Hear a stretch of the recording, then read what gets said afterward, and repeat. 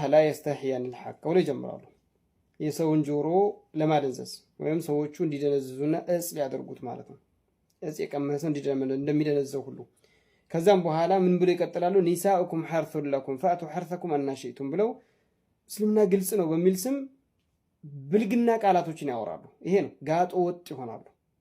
ተው ብለን ስንወቅስ ካሁን በፊት ሲገርመን አሁን ደግሞ ጫን ብሎ መጣና እህቶች በዚህ ጉዳይ ላይ አንስተው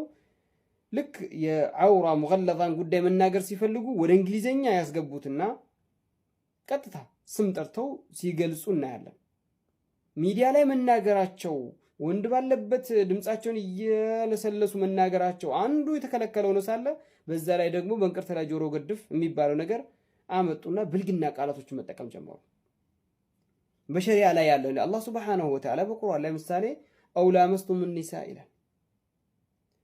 ላመስቱም النساء بمعنى جماع ነው አብዱላህ ኢብኑ አባስ እንደፈሰረው በኪናያ ወይም ደግሞ الواضح لا يوضح والمعروف لا يعرف ግልጽ የሆነ ነው ማንም የሚጠፋው የለም ይሄ ጉዳይ እና በኪናያ በአሽሙር ነገር ይቀመጣል ወላኪን ቃላቶቹን እያፈነዱ ሀያ እንደሌላቸውና ጋጦ ወጥነታቸውን በአደባባይ ሲናገሩ አንዳንድ እህቶች ያሳፍራል ይሄንን ደግሞ ጎበዝ የሚልም አለ ሱብሃንአላህ ይሄንን ደግሞ ጎበዝ ነሽ ጀግና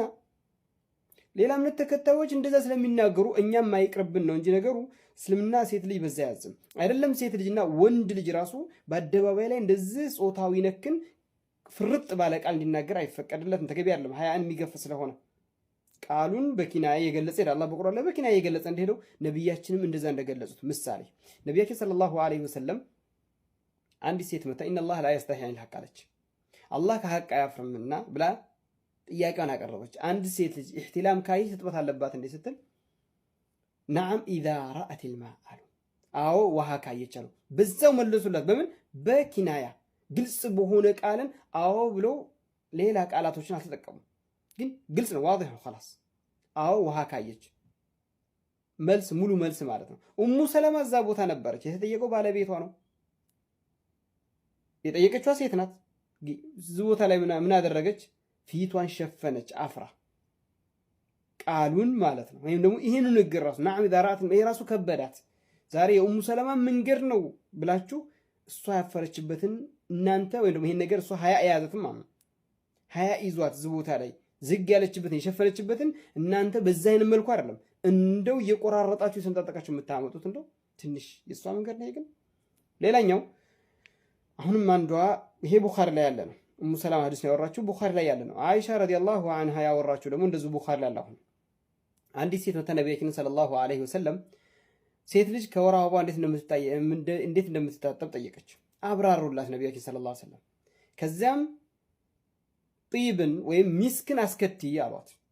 ሲሏት አልገባትም እንዴት ነው ማስከትለው ስትል ሱብሃንአላህ አይገባሽም አሏት ነብያችን ሰለላሁ ዐለይሂ ወሰለም አልተናገሩም እዚህ ቦታ ላይ ልክ ቅድም እንደተናገርኩት ፈአቱ ሐርሰኩም የሚለውን ቃል አሁን የቆራረጡ እንደሚሰነጣጥቁት መናገር ይችሉ ነበር ነገር ግን ላ እዛ ሀያን የሚገፍን ቃል ከመጠቀም ይልቅ በሌላ መንገድ በሚገባበት ግልጽ በሆነ አጠቃቀም በአሽሙር ነገር መግለጽ ይቻላል ግን እዛ አይገባሽም እንዴ ሱብሃንአላህ አሏት ነብያችን ሰለላሁ ዐለይሂ ወሰለም ከዚያም አይሻ ረዲየላሁ ዐንሃ ምን ትላለች ፈጅተዘብቱሃ ትላለች እጇን ጎትቼ ወሰድኳትና ያኒ እንዴት መጠቀም እንዳለበት በጥቅሉ አስረዳኋት ትላለች ታዲያ እዚህ ጋር ነብያችን ሰለላሁ ዐለይሂ ወሰለም በእንደዚህ አይነት መልኩ ወንድ ሆነው ነብይ ሆነው መግለጽ ያለባቸው መመሪያ ግዴታ መጥቶባቸው ሳለ የሚገልጹ በዚህ መንገድ ከሆነ አላህ በቁርአን ላይ ይህንን የተቃራኒ ጾታዊ ጉዳይ ሲጠቅስ አሽሙር እያደረገ የሚገልጽ ከሆነ ዛሬ ወተትን ነጭነቱን ካልገለጽንላችሁ በሚዲያ ላይ ወጣችሁ ወንድ ባለበት ሰልፈዓነታችሁ አንሷችሁ በእንቅርት ላይ ጆሮ ገድፍ የሚባለው ነገር ማለት ነው ሌላኛው ደግሞ ጋጥ ወጥነትን እንደ ግልጽነት ይሄ ሌላ እምነት ተከታዮች የሚናገሩትን ለነሱም ይቻለኛ ምንቸኛም እኮ መብት አለን እስልምና እኮ አልከለከለን ለማለት ነው ላ እስልምና ከልክሏል ሴት ልጅ በአደባባይ ላይ ወጣ ወንድ ባለበት ጋጥ ወጥነት የሴት ልጅ የሙስሊም ሴት ባህሪ አይደለም አይታወቅም አይፈቀድም በሚዲያ ላይ ወጣ በአደባባይ ላይ ወጣ ወንድ ጋር ሰልፋ ፉንጋነት ነው በተለይ ደግሞ በዛ ላይ ደግሞ ብልግና ቃላቶችን ወይ ደግሞ የጾታዊን ጉዳይ በሚገለጽ አገላለጽ ቃላቶችን መጠቀም በመጠቀም ባለባቸው መጠቀም ሲገባ ወንዶችም ራሱ ኢነላህ ላ የስተሒል ሐቅ በሚል ሌላ ቦታ መሄድ ይሄ የሐያ ወይም ደግሞ የዳዕዋ ስነ ስርዓትም አይደለም፣ የሐያም አደብ አይደለም። የሐያ አደብ ገለጽኩላችሁ ነቢያችን ሰለላሁ ዐለይሂ ወሰለም እንዴት እንደዚህ አይነት ቦታዎች እንደሚገልጹ። አላህም አው ላመስቱሙ ኒሳ ይላል። አላህ ሱብሓነሁ ወተዓላ በእንደዚህ አይነት መልኩ የሚገልጽልን ከሆነ ነቢዩ ሰለላሁ ዐለይሂ ወሰለም በእንደዚህ አይነት መልኩ ሐያእን የሚያላብስ ቃል የሚጠቁሙን ከሆነ እናንተ ምን ቤት ናቸው? ወጥታችሁ የጾታዊ ጉዳይ ስታነሱ ወደ እንግሊዘኛ ይሄዱና ቃላቱን ይደረድሩታል፣ ያስቀምጡታል። አውራ ሙገለዛን ስም ቢላ ኸጀል ቃላቸውን ድምፅን እያለሰለሱ እያሳመሩ አላሁል ሙስተዓን። ይሄ ከሆነ ዳዕዋ ይሄ ዳዕዋ ሳይሆን ጋጦ ወጥነት ነው። አላህን ፍሩ። አላህን የማትፈሩ ከሆነ አንፈራም በሉና ቀጥሉ። ግን ዲን ነው የምትሉ ከሆነ ሃዛ ለይሰ ቢዲኒ ሙሐመድ ሰለላሁ ዐለይሂ ወሰለም። ይሄ የነቢዩ ሰለላሁ ዐለይሂ ወሰለም የመጡበት ዲን አመለካከት አካሄድ አይደለም። ሴት ልጅ ወቀርነ ፊ ቡዩቲኩም ፈላ ተኽضዕነ ቢልቀውል አተስፊቁ ሊኒሳእ። ሌሎችንም መጥቀስ ይቻላል። ሐያእን ተላበሱ። አይ ካላችሁ ደግሞ ወማ ዐላ ረሱል ኢለል በላግ፣ ሪሳላ ደርሷችኋል፣ መልእክቱ ደርሷችኋል። መጨረሻችሁን እናንተ ታገኙታላችሁ። ምክንያቱም አንድ ኡስታዛችን እንዳሉት አላህ ይጠብቃቸውና እውቀት ቢኖራቸው ኖሮ መጀመሪያ ሐያዋ ቤቷ ያግዳት ነበረ። የእውቀት እጥረት ነው። ባዶ ጀሪካ ልክ ውሃ ላይ ብጥለው ተንሳፎ እንደሚሄደው ይላል። አላህ መልካሙን ነገር ይወፍቀን። ሰላም አለይኩም። إذ قال يوسف لأبيه يا أبت إني رأيت 11 كوكبا والشمس والقمر رأيتهم لي ساجدين